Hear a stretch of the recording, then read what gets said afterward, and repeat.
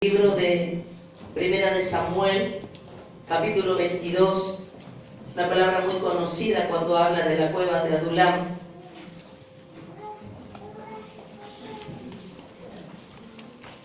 Y todos sabemos lo que tuvo que enfrentar David y cómo él tuvo que poder pasar ese proceso, que por cierto él por ahí no podía entender por qué la adversidad se había levantado en contra de su vida. Yo creo que muchos, en los cuales quieren caminar en rectitud, en el espíritu, no van a poder entender por qué muchas veces se levantan cosas en contra de nuestra vida. Muchas veces hay muchos que clamarán, pero otros también que le harán esta pregunta al Señor: Señor, ¿por qué esta situación tengo que vivir? ¿Por qué esta dolencia que me ha visitado? Si acaso no estoy haciendo tu voluntad. Los que caminan en rectitud de espíritu muchas veces piensan y pretenden no pasar por ese aislamiento, por esa soledad, por esa confrontación, pero es necesario. Es necesario porque un buen soldado estará preparado y capacitado para toda orden de batalla, para todo momento, para toda situación. Dice que los soldados de guerra, para que ellos puedan ser preparados antes de ir a tener que enfrentarse con aquellos que están en batalla, con los contrincantes, ellos son preparados justamente para pasar hambre, para pasar frío, para pasar tormento, para pasar todo tipo de tortura que se les haga, porque más allá de todo lo que tengan que enfrentar, ellos tienen solamente algo que tienen que cuidar, y es el pacto que han hecho a la nación. El no emitir una sola palabra, de dar estrategia a cómo ellos se van a mover, a cuál es la dirección que tienen en los momentos venideros para la batalla. Y de esta manera muchas veces nosotros somos confrontados en el ámbito espiritual y no podemos entender por qué distintas cosas vienen sobre nuestra vida. Pero nosotros tenemos que vernos como esos guerreros. Nosotros tenemos que ver más allá de la circunstancia, simplemente entender que si Dios está en el asunto, así como algo ha venido sobre mi vida, Él es el único que también me va a sacar. La dificultad del ser humano es que muchas veces se desespera porque quiere ver solucionada la situación que está viviendo. Y hasta muchas veces nosotros nos desesperamos porque queremos buscar la vuelta, ver cómo podemos arreglar el acontecimiento de lo que estamos pasando. Y por lo tanto comenzamos a desesperarnos, a decirle al Señor: a ver, voy a ver de qué manera yo me voy a mover para poder dar vuelta a esta situación. Pero cuando es permitido por Dios, por más que demos vuelta al asunto, será el único Dios que te ponga, pero también será el único Dios que te saque. Y esta situación que tuvo que vivir David justamente en ese tiempo, dice la palabra de Dios en el libro de Primera de Samuel, capítulo 22. Yéndose luego David de allí, cuando sus hermanos y toda la casa de su padre lo supieron, vinieron allí a él. Y se juntaron con él todos los afligidos y todos los el que estaba endeudado, y todos los que se hallaban en amargura de espíritu, y fue hecho jefe de ellos. Y tuvo consigo como 400 hombres, y se fue David de allí a Mizpa de Moab, y dijo al rey Moab: yo te ruego que mi padre y mi madre estén con vosotros hasta que sepa lo que Dios hará de mí. Los trajo pues a la presencia del rey Moab, y habitaron con él el tiempo que David estuvo en el lugar fuerte. Porque el profeta Gad dijo a David: no te estés en este lugar fuerte, anda y vete a la tierra de Judá. Y David fue y vino al bosque de Arem. Primeramente dice que cuando él sale justamente de ese territorio, David y sus hermanos y toda su casa supieron lo que estaba aconteciendo. Ahora, yo te quiero decir algo. Primer punto. Hay una parte donde le dice Moab que Él le dice en el versículo 3, y se fue David de allí a Mizpa, y Moab, dijo el rey de Moab, dijo, yo te ruego que mi padre y mi madre estén con vosotros hasta que sepan lo que Dios hará de mí. Los trajo pues a la presencia del rey Moab y habitaron con él todo el tiempo que David estuvo en el lugar que fuerte. O sea, si nosotros vemos lo que significa el lugar donde estaba David, dice que era un lugar fuerte. Y si era un lugar fuerte, significa que era un refugio preciso y oportuno para que David hubiese podido quedarse en ese lugar. Muchas veces nosotros creemos que estamos en lugares a donde son nuestro refugio, nuestro amparo, a donde es el lugar a donde no voy a pasar necesidad, a donde no voy a pasar dolencia, a donde va a ser el lugar que me va a traer seguridad. ¿Cuántas veces vos te has sentido ante una situación así, que te has metido como si fuese en una cueva y decís, bueno, acá estoy tranquila, acá estoy tranquilo y de acá no me voy a mover porque hasta que Dios no me hable no salgo porque acá está la seguridad sobre mi vida? Yo creo que David estaba escapando y habría dicho, bueno, esta es una cueva profunda, una cueva donde podemos habitar, a donde podemos vivir, a donde nadie sabrá que estamos nosotros, una cueva impenetrable a donde no cualquiera podrá entrar porque sabe que acá adentro hay gente en la cual está preparada y puede matar a todo aquel que no pertenezca al que tiene que estar al lado mío. Pero ustedes saben una cosa, dice que la cueva de Adulam significa lugar de refugio, reposo, y también significa lugar cerrado. Lugar de refugio, lugar de reposo y lugar cerrado. O sea, era un refugio y un reposo para aquellos que estaban escapando, pero también era un lugar cerrado porque ahí solamente podían entrar los que ellos querían, ¿no? Fíjense en ustedes algo, David estaba en Gad, donde dice que tuvo que salir de ese lugar, pero David para salir de ese lugar en Gad, dice que él tuvo que hacerse el loco, él tuvo que hacerse el desequilibrado. Dice que David hacía como que le caía baba de la boca para poder hacerle ver de que él no estaba en su cordura, que él no era un hombre en el cual podía tener peligro alguno, que nadie podía pensar que David era un hombre de guerra. ¿Cómo va a ser un hombre de guerra este loco?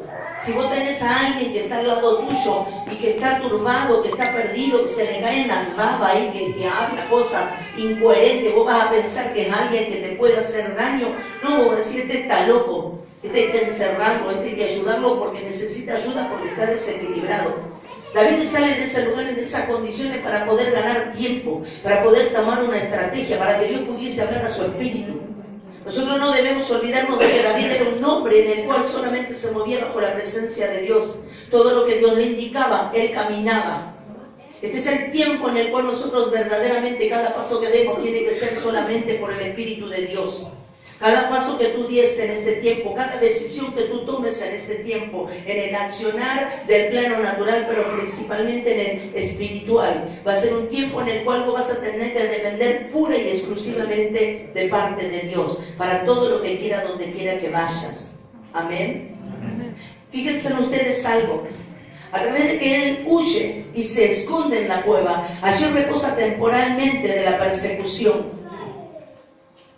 Habrá dicho David, bueno, ya me saqué a Saúl de encima, a todos los que están con él, nadie sabe. Hay una persecución muy grande, que me quieren matar, ahora van a pensar que soy alguien que soy indefenso, que no traigo contrariedad a lo que ellos quieren hacer hacia mi vida. Ahora fíjense ustedes una cosa, David cuando fue a ese lugar, dice que se sentía, ¿cómo se siente usted si se tiene que ocultar por alguien que le busca para matarle? ¿Cómo se sentiría usted? Una persona, no vamos a hablar de cualquier persona, vamos a hablar de una persona cercana, llegada a usted, una persona que comió con usted, que compartió con usted, que conoce sus secretos, que usted en los momentos que esa persona estuvo en aflicción de espíritu, que en los momentos que esa persona estuvo en lo peor de su vida, usted estuvo ahí para ponerle el pecho, para acariciarla, para guardarla, para ayudarla. Póngase a pensar cómo se sentiría. Esa misma persona en la cual usted un día le ayudó, ahora esa persona le está dando no solamente la espalda, sino que está conspirando para matarle, conspirando para atentar contra su vida. Significa, el que tuve en mi casa, el que comió conmigo, el que en el momento que estaba turbado le tocaba el arpa, el que le hablaba palabra de Dios, el que amaba como a mi padre, porque David lo amaba como a un padre a Saúl. David miraba a Saúl como un padre. Para él era un referente, porque era el rey, no era cualquier cosa, era el rey.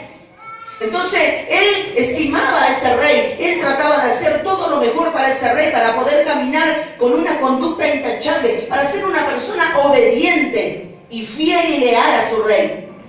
¿Cómo se habrá sentido David? Tener que ocultarse por ese rey.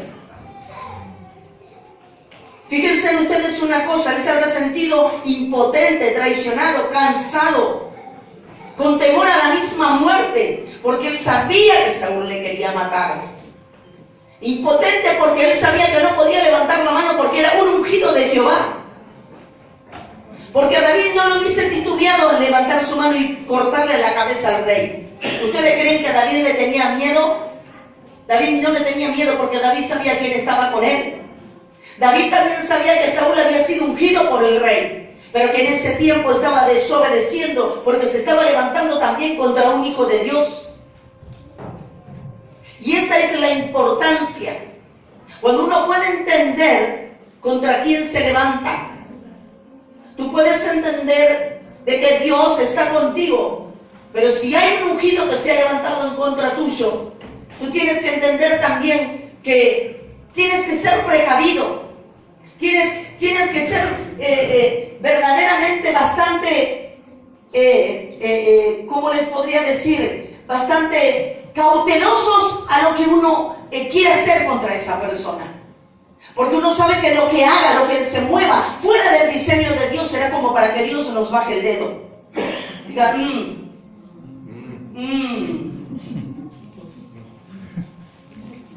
Y si Dios nos baja el dedo, estamos fritos, hermanos. Pero ¿saben ustedes una cosa? Que David sabía quién estaba delante de él y dijo, bueno, más vale que huya a la cueva. Porque más de uno muchas veces tenemos que correr la cueva para no agarrar la espada y entrar a cortar cabeza, ¿no? Entonces en este tiempo, cuando usted pase por situaciones adversas a donde quieren venir a probar su fidelidad y su fuerza, no corra para agarrar la espada rápidamente, porque cuando desenvainamos la espada, hermanos, hasta los demonios se esconden. Entonces nosotros podemos cometer el error de cortar cabeza sin darnos cuenta quién. Pero David pensó, habrá dicho, más vale me conviene irme a la cueva y no quedarme acá, porque si yo me quedo acá, algo va a pasar. Y David dice que a través de cómo él se sentía en ese lugar, dice que le llegaron a ese lugar su familia.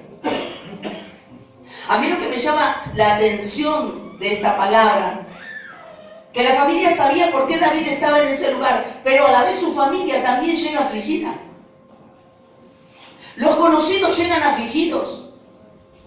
Los que se llegan a David son aquellos que estaban justamente en persecución y en gran temor también, y con una gran dolencia sobre su vida.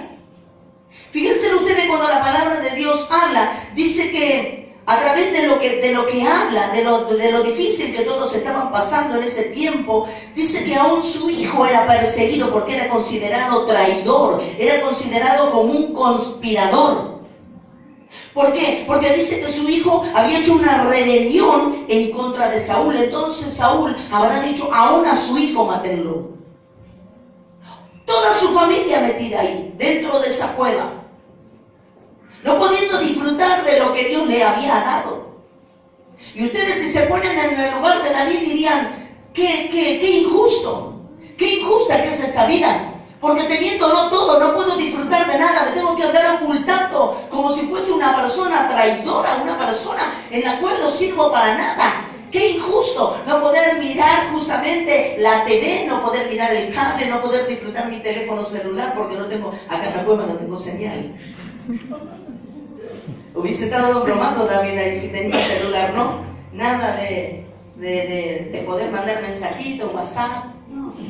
Desconectado del Facebook, pastor. Para el pastor diría, un favor le hacen. Fíjense ustedes una cosa que es tremendo. David desconectado de todo, pero en ese momento todo lo que él estaba viviendo, él comienza a ver justamente todos los que comienzan a acercarse a él en la misma aflicción de espíritu. ¿No te ha pasado que en etapas de tu vida tú te has encontrado que cuando viene un remover en donde hay algo que se está descolocando, pero para uno se está descolocando, pero para Dios es un gran proceso? ¿No, pastor? Es un gran proceso. Entonces en ese gran proceso, vos decís, ¿qué está pasando? Yo estoy enfermo, estamos pasando situación económica, nuestros hijos que están viviendo cosas feas en la iglesia, nuestros hijos que a lo mejor no quieren estudiar, nuestros hijos que a lo mejor están mal, están desconcentrados, mi familia que se ha levantado en contra de mi vida. Parece que todo está de mal en peor. Es como que vos te sentís que todos han entrado dentro de esa cueva. Está todo mal, está todo desorganizado. Hay personas que me dicen, hey, usted sabe una cosa, profeta, empezó a andar todo mal, anda todo tan mal que se me rompió el lavarropa, la heladera, todo. Aleluya. Hablando de la suegra, ¿vieron que la quiere? Yo me siento perfectamente bien, gracias. Aleluya. Amén. Y fíjense una cosa. Está todo descolocado y lo primero que dicen es,